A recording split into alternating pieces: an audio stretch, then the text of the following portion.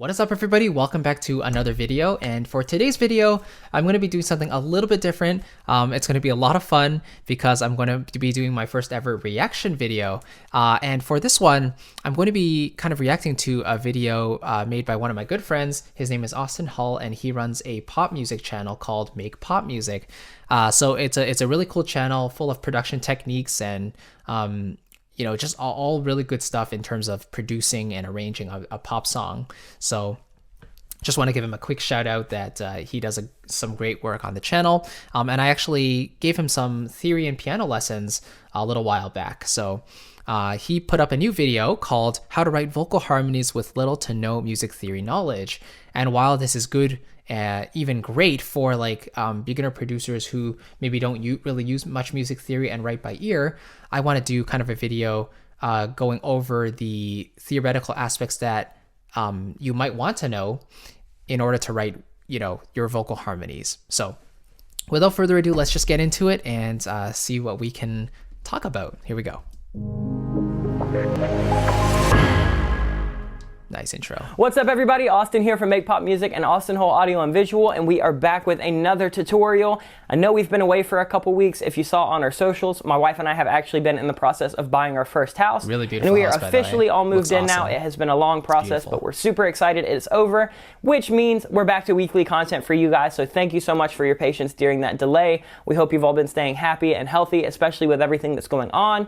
But let's go ahead and chat about why we're here today. I see the question pop up a ton in our comments below. I see it happen a lot on our Facebook group, and I run into this issue with a lot of the artists that I'm working with that will be going to a studio or tracking themselves away from me, and that is, how do you write vocal harmonies? So I know that this can be a super daunting task if you don't have a lot of music theory knowledge, or if you're not used to kind of singing in a choir where you have harmony sections. So this is something that I find quite true, actually, especially if you don't have that much music theory knowledge and you're trying to write harmonies, and this can apply for orchestration as well. But when we're trying to write a harmony to a specific line, if you're not really sure what scales are, and if you're not really sure how whole steps, half steps work, it can kind of be a guessing game, trying to guess which like notes harmonize well with, you know, your melody notes, for example. So having a really fundamental knowledge of your major and minor scales, especially in the context of pop music, is very, very helpful. You're responsible for. So I wanted to show you a couple different methods and techniques that I like to use to A, find the harmony, and B, demonstrate that harmony for yourself or for an artist who actually needs to perform that. So we're going to go over a couple different methods from my most used to some that I rarely use. However, these will all use little to no music theory experience, and I think that they'll be relatively easy for you to actually add to your arsenal in order to kind of figure out where you're going to start adding vocal harmonies. Vocal harmonies are essential in pop production. You definitely are going to want that big, stacked, full, tons of vocals happening kind of sound in your choruses. So if you're not adding harmonies, hopefully this video can kind of help you start sliding those into your productions, because it definitely will help take them to the next level. But without further ado, let's actually hop into the session and I'll show you guys exactly what you can do to find those vocal harmonies. All right, so now we're in the session. What I'm going to do is I'll show you the vocal that we already have. This is just So Austin is using Cubase, by the way, and this is a mainly known as like a film scoring DAW, but it just goes to show you that any DAW can really work for any purpose. So when it comes down to choosing a DAW, just really consider your own personal workflow, and just, yeah, you can ask around in groups like which DAW is which DAW does specific things better, right? Like some DAWs handle MIDI better, some handle audio better, some combine the best of both worlds, but it really depends on personal purpose and workflow. So a demo scratch vocal for this song. I think we've probably covered the song before on the channel, but it's just a demo that I'm working on, so this will be perfect for us to kind of add those harmonies, because then I can actually go in and track them later. So here's the lead vocal. You come knocking at my door at 4 in the morning, and we had too much to drink without any warning. You start dancing around my room, your clothes on the floor, and I can't say no. Okay, so already we know that this is in the key of B major. So knowing the key of B major tells us that there are 5 sharps in the scale. So F sharp, C sharp, G sharp, D sharp, and A sharp. And as long as we don't play the natural notes of any of those, like F, C, G, D, and A, then you'll be fine. You'll be in the key of B major as long as you have those 5 sharps. Okay, so let's see how he approaches adding harmonies to this melody without any theory knowledge. So there's the lead vocal. So what I'm gonna do to find that I should say without needing to use much theory knowledge. harmony is I'm going to actually duplicate this, and I'll go ahead and delete all these other vocals because I don't really need those. And then let's go back into here. And I'm gonna highlight these, and I am gonna go ahead and convert them to a copy.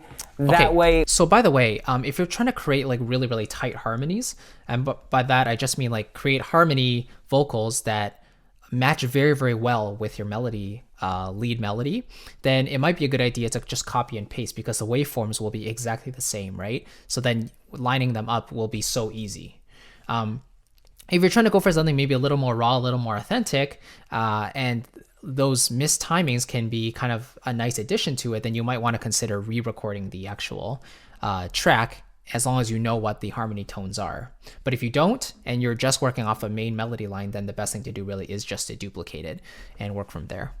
We're not dealing with the issue of it's not changing this as soon as we start changing the pitch. So what you'll need for this first method is either Very Audio or Flex Tune or Waves Tune, AutoTune Pro, Melodyne, anything that you have a kind of graphical pitch tuning, that would be perfect. Because what we're actually going to do is we're going to hop into the grid and we're going to start changing the melody so you can actually have kind of a rough template for what you want to do. So let's see. Let's go to Functions, Convert to Real Copy. Cool. So let's click on this first one. Okay, so now we have all our pitch All right, notes. so here's the lead, as it is. You come knocking at my door at 4 in the morning, and we had so much to drink with. So, without any music theory knowledge, I can already see that we have a bit of a pattern here. I'm not even going to kind of hop into scales or chords or notes or anything like that for now, because I want this to be as basic as possible so anybody can kind of follow along. So what we're going to do is we're just going to take this and I like to start from highest to lowest and just take it up a few. So let's try 3. Knocking at my door at 4. Now let's go ahead and take these up a couple. Let's take these up a couple. So now we've got, let's try something like this. You come knocking at my door at 4 in the morning. All right, so let's stop there for a second. So right now, his first method is to really take this duplicated track and take those notes and move them up a few steps. So if you just take a look at where the grid is right now, this piano roll, you'll see that the way it's set up is it's basically through half steps. So, you know, each of these lines or these spaces is separated by a half step on the keyboard. And if you look to the left here, this is how that works. So you have like C, C sharp, D, D sharp, E, F, F sharp, and so on. Each one has their own little row there, right? Now, because Austin knows some music theory, he already knows where to move those notes to get a nice sound. But when he's saying like, okay, now take these notes and move them up a little bit, he's kind of thinking, okay, do I have to, like how much up should I move it, right? Notice he's not moving it just one step up, because if he just moves it up a step, that's only going up a half step.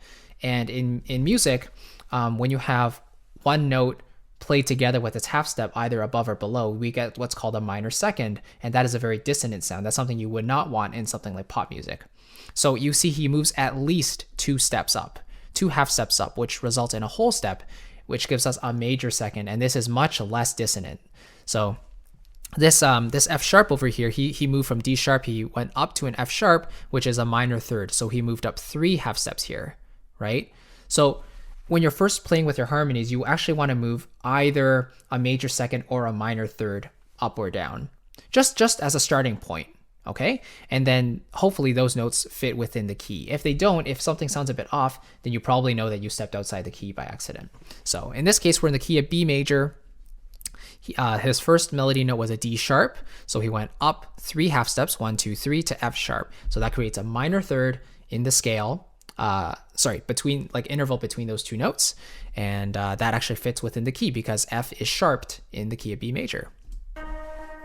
Now let's hear that with that lead. You come knocking at my door at 4 in the morning. Okay, so you hear that 4 in the morning, like this part here sounds a little bit strange, and the reason for that is because it's only a major second apart. usually it's like thirds and sixths intervals that sound the most resonant and the most colorful. But when you have something like a second, it's pretty close to the main melody line, so it tends to smear just a little bit. So let's see how Austin approaches the rest of this here. You can take this one up. Come knocking at my door at 4 in the morning. So already he's taking that last note and he's moving it up a minor third right there. So he wants a little more space between those two parts. Let's hear in the context of it. You come knocking at my door at 4 in the morning. So there's one automatically. You could even take this up a couple more. Let's try it right here. Let's try this right here. Again, he moved this row, he moved up a major second, he moved this row up a minor third. So again, up 2 half steps versus 3 half steps, then you get some more possibilities here. Let's try this right here. You come knocking at my door at 4 in the morning. And these are all working in the scale. You'll quickly notice if you're out of key. Right. Let's just do one that's out of key real quick. Knocking at my door at 4 in the morning. You can hear it immediately. That's so funny. Basically, I love that. That was great. And also, if you look at the grid here, these top notes, now you see it's on an A natural, right? And this lower one's on the G natural. So, you know, we're out of key because the G and the A also have to be sharped, because the 5 sharps are F, C, G, D, and A. If they're not one of those, if you're going to the natural versions of those notes, it's not going to work, right? So you can hear it immediately. You probably don't want to do that. So basically, all you need to do is copy over that vocal and then just start dragging them.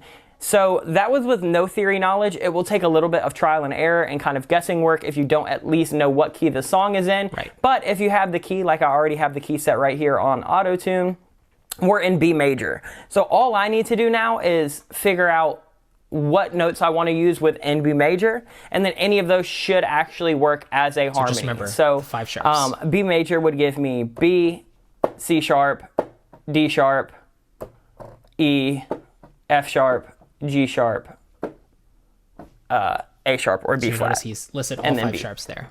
So the only notes that are not sharped are Father Charles goes down, and so there's only 2 notes that are not sharped, B and E. So those 2 definitely work as natural notes. All of those to work with, we could literally go as drastic as we want. We could go right here onto the B flat. We could use this right here. Let's try this. Knocking at my door at 4 in the morning.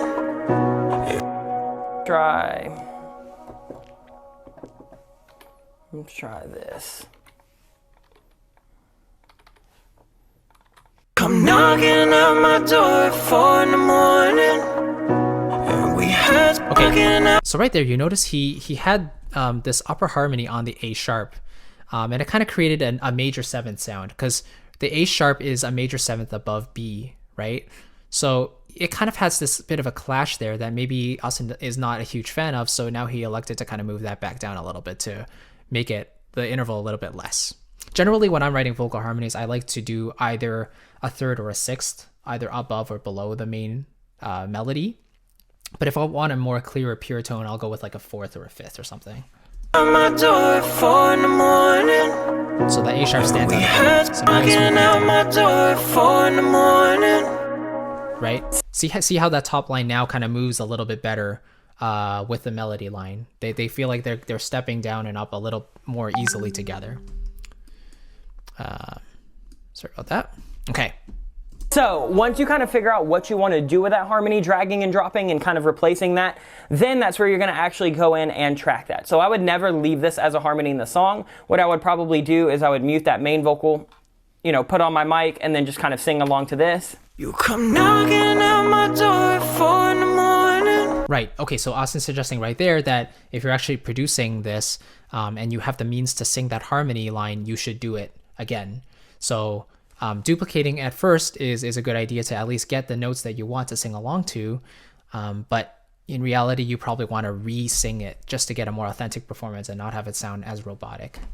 Because this is going to have a lot of artifacts and just weird noises, especially if you're pitching it up or down a ton. Yeah. But I do think this is a really, really good method for you to find at least what keys and what chords you want to make. And then you could easily duplicate this whole thing again and then convert this whole thing to a real copy again, and then go nuts. Like, you don't have to just stop. You could easily, let's take this to... Okay, so now I think he duplicated it again, and now he's going to add an additional harmony line to what he already has. So now we're kind of in the process of creating triads. So now we're adding the third note and seeing how this ends up working out. Because triads are really all you need to create a harmonic information. To be fair, you really only need 2 parts, but 3 will give it just a little more color, right? Boom. Let's take this here. So again, moving it down by thirds, minor thirds. Knocking at my door at 4 in the morning, and here's all of them together. You come knocking at my door at 4 in the morning. That one sounds pretty good, actually. So there you go. We've just created a 2-part vocal harmony. You could even kind of drag everything to one line so you have more of a static vocal harmony. Like Charlie Puth will do this a ton, where he'll have something just kind of sit on, you know, like the 3rd, the 5th, and the 7th of the actual root chord. That's not kind of going back and forth, and that just really gives it that kind of like vocoder, like 90s Boys to Men sound. Right. So as you stack more and more harmonies on top of each other, as long as they fit within the chord, I mean, you can also play with the extensions as well, but like if you keep them all the same while the melody is doing different things, you get this almost pad-like function where the strings would kind of do the same thing in a more of an easy listening context. So the voice leading is very important there. Just making sure your notes are all fitting within the scale to sound pleasant. Come knocking at my door at 4 in the morning. Let's take this up a little bit so I can kind of show you what I mean. Knocking at my door at 4 in the morning. You come knocking at my door at 4 in the morning. However, that feels a little static for me because this melody is pretty simple, and I think that we could easily have a harmony like that kind of go back and forth very, very easily. So I am going to go ahead and remove those. We don't need those for now. So tip 1 is going to be copy that vocal, make it a real copy so you can actually go in, and then go in with whatever graphical kind of tuning element that you have and just drag it along the scale. If you know the scale, perfect. If you don't, just give it some trial and error. And, you know, there's probably tons of things online that you can kind of put the chords that you use or the notes on the piano that you use, and it'll kind of spit out a just kind of general rough key. So if you have a rough key, that would help a ton. If you don't, sorry, you're going to have to spend probably an extra 5 minutes. Yeah. But it's a good way to actually try it out and see what it's going to sound like without, you know. By the way, actually, this just came to mind. If you do decide to go with this method where you kind of make some trial and error and you know, guess the notes that it fits with, I would recommend maybe writing down the melody notes. So seeing where those melody notes line up on your piano roll, and writing those melody notes down. And then in addition, while you're figuring out harmonies and you find what notes match the melody notes, write those harmony notes down as well. So then you can start to rearrange them in an alphabetical order, and this will start to create a scale. And then based on the number of sharps or flats within that scale, you can start to figure out the scale that way. So like, for example, in this melody he had, so it's like D sharp, C sharp, B, C sharp, D sharp. You would just write those down because that's the melody. D sharp, C sharp, B, and you can write them in order. B, C sharp, D sharp, and then his melody, he had like G sharp, F sharp, D sharp, F sharp, G sharp. So then you have an additional 3 notes, D sharp, F sharp, and G sharp, right? And then you can start playing those notes together. B, C sharp, D sharp, F sharp, G sharp. So that's 5 notes, and we need 2 more in order to finish the scale. So then we have the 1, 2, 3, and then the 5, 6. So we're missing the 4 and we're missing the 7. Now, when he tried the A sharp on the top, it actually kind of fit within the key. It still kind of felt natural. So we know the top note is also A sharp, or the 7th can be A sharp. And then finally, the 4th, if you tried E natural, that would fit well within the rest of the notes. If you tried E sharp or F natural, then it doesn't really work. E flat, then that would just be D sharp, which you already have. So you see what I mean? Like write down the actual notes in your melody and write down the harmony notes so that you can start to figure out what kind of scale you're actually in based on the number of sharps and flats that appear within that scale. So just a little idea there. Tracking a million different things and then knowing if what you tracked was even right in the first place. So the next thing that we're going to do is, this will actually require a little bit of theory, and this is going to be just kind of going back to the kind of root scale that we talked about and looking at the notes right here. So you've got your main melody, and the way that I can kind of put this, and you've probably heard this with harmonies, is people talk about thirds, people talk about fifths, right. People talk about octaves. So So right there, he says thirds, fifths, and octaves. So thirds, again, thirds and sixths, because of the way those notes are related. So for example, if we're starting on the key of C, like the note C, and you go up a third, a major third from C, you actually get to E, right? So C to E is a major third. But if you go a sixth below C, right? So if C is here, you can go up to E. But if you want to go a sixth below C, you also get to E. So this is assuming we're in the scale of C major. So C to E is a third, but C down a sixth is E as well.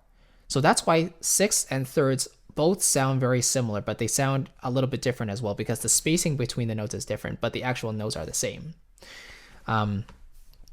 And then the other option is if I want to go a sixth above C, then I get to A, which is also a very colorful sound. A sixth, in this case, is a minor sixth, C to A. And if you go a sixth below C, right, then what do you get? You actually get an E, right? But if we go a third below C, then you get to A, right? So a sixth above C is A, a third below C is also A. So then you get this... You basically get these two possibilities when you're writing thirds or sixths compared to the main melody note. Fifths and octaves tend to be a little more on the clean side, a little more on the pure side. So octaves always work well. They always have a very nice pure sound because it's literally the same note that's duplicated up 8 notes or down 8 notes. So it's going to go along with your melody line really, really easily, right? Fifths, on the other hand, they are also quite pure. So the perfect fifth is like C to G, dun dun. Imagine those two notes playing together and it sounds very, very nice, very pure. Nothing that really stands out as being dissonant or harsh, unlike something like a minor second. So like C to C sharp. If you have your keyboard in front of you, give that a shot. Play C and C sharp together and you'll see exactly what I mean. Doesn't sound so good. So anyway, Austin is now saying we're going to use the scale that we know of or the key that we know and figuring out the harmonies that way. We're basically just going to cover thirds and fifths because those are probably the easiest to follow. And so I'm looking at this melody right here, and it's looking like we're on the D sharp, we're on the C sharp, and we're on the B. So we're on 3, 2, and 1 of this B major scale. So let me pull out... just a really small point here. Notice how he's talking about all these black notes as sharps, which is correct, because if you think about the circle of fifths, the B major scale is on the right side of the circle, which means the sharp side. So all the black notes need to be sharps. They cannot be flats. This is something that's a little more, academic, right? But if you're talking about something like C flat major, which sounds the same as B major, but it's written completely differently, then you would have to say all the notes as flats instead of sharps. So just a little side tangent. Pull out a piano, and I'll go ahead and kind of demonstrate what you can do if you don't have a DAW in front of you. So say you're writing a song on a guitar, or say you like to play piano and you're not a producer, but you're still trying to figure out that harmony to actually write along. Let's go ahead and just talk about how you can easily kind of find those melodies. The main melody is... So it's just... Right, so he's playing So B, C we sharp, know and what D the main sharp, melody is, right? and we know that it's in B major. So we've got 3, 2, and 1. So basically all we're going to do is figure out what the fifth of that chord is, which is basically if you play, a B, that fifth is going to be right there. It's going to be that F sharp. Mm-hmm. Right. So within the B major scale, you can find the perfect fifths or the major thirds, just the standard third, major or minor, of whatever note the melody note is. So if let's say we're on the note B because we're in the key of B major, what's the third above B? Then if you're thinking within the scale, that would be D sharp because we know D has to be sharped in the B major scale. So that would be a major third, right? And if you find like a third above D sharp, then that would be F sharp, which is a minor third because we're trying to stay within the scale. So we know that a third above D sharp or D has to be F something, but because we're in the key of B major, the F has to be sharp. So the resulting relationship or interval between the D sharp and the F sharp is a minor third. Now, in terms of fifths, it's a lot easier because we're only talking about one type of fifth in any given scale, the perfect fifth. So from B up a perfect fifth is F sharp, so that's the fifth note of the scale. If you go up to C sharp, the second note of the scale, the perfect fifth above that is G sharp, right? C, D, E, F, G. And then a perfect fifth above D sharp is A sharp, so D, E, F, G, A. So just a quick note about intervals, make sure you're counting the letters themselves, and then apply the sharp afterwards to make it fit within the scale. Hopefully that makes sense. So if you want a fifth harmony, all you need to do is go up a fifth from whatever note you're on. So if we know that we're on this D sharp right here, all we're gonna do is go to that B flat. Technically A sharp, but you get the point. So now you found your fifth. Let's say you wanna add in that third. All you're gonna do is make that a triad. That right there is gonna be your third for that D sharp, which is just F sharp. Right. If you have a piano or a guitar handy and you know your general thirds and fifths, all you have to do, find the root note of that melody, put a fifth to it, put a third to it. So we talked about how to actually find the... Notice this entire method so far. He's basically adding harmonies above the melody note, right? So you're treating the melody note as the root note of whatever triad you're playing. So if it's a D sharp, he's treating it, the D sharp, as the root note. So then you go a third above that, which is F sharp, and then a fifth above, which is A sharp. However, I tend to like writing my harmonies below the melody note, which means I end up treating the melody note as like either the third or the fifth of whatever triad I'm writing. So if it's a D sharp, I go a third below, which actually is B. So if I'm singing a D sharp in the melody, then for example, the harmony is going to be a B underneath. So this is one way to really maintain absolute clarity in the melody, because there's nothing higher than the melody note now. Everything is below. So it's like supporting that melody line, right? The harmony in terms of going on the actual vocal tuning program and just kind of taking everything up and down to seeing where you can find all the missing pieces. We talked about how to actually take the root note of a melody and then just figure out a harmony by making that a third and a fifth chord.